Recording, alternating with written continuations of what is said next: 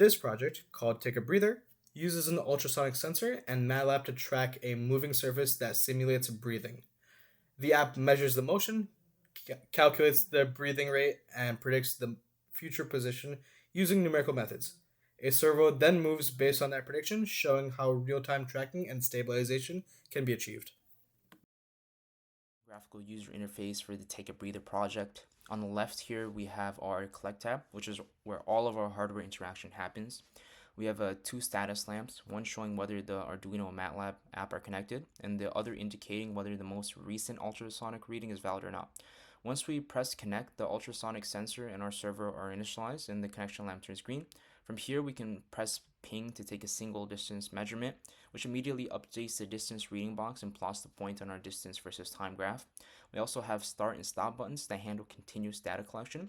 When streaming, the app automatically establishes a zero reference offset, takes reading at a high refresh rate, updates the LEDs, plots each point in real time, and then moves the servo so it follows the motion we're measuring. The save button allows us to store all the collected time distance pairs into a map file for later analysis. Our second tab is the analysis tab, where we perform all of our numerical methods required for this project. The left graph shows either our collected motion or simulated breathing signal if we press the simulate sign button. To find the breathing or heart rate, we click compute rate and then select 2 points roughly 1 period apart. That automatically finds the forward zero crossings, interpolates the exact zero locations, and computes both the instantaneous rate and the average over all measured cycles. The right graph handles prediction. Here we can choose our prediction model, so either linear regression, quadratic regression, or the long-range interpolation, and then set the prediction horizon. When we press predict future or when streaming is running, the app fits the selected model to the latest data, plots the fit in the prediction history, and marks the next predicted point.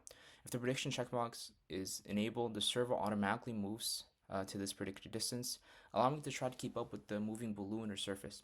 Overall, the Collect tab handles real data and servo motion, while the Analysis tab handles all of our rate detection, our model fitting, and future predictions.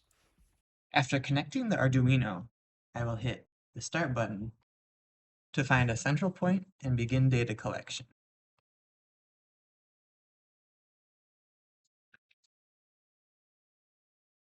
The toothpick is now following the movement of the box using a predicted value from our linear regression model.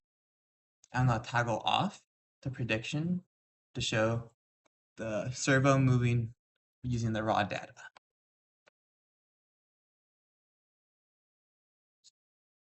I'll turn the prediction back on and change the model used for prediction to a quadratic regression.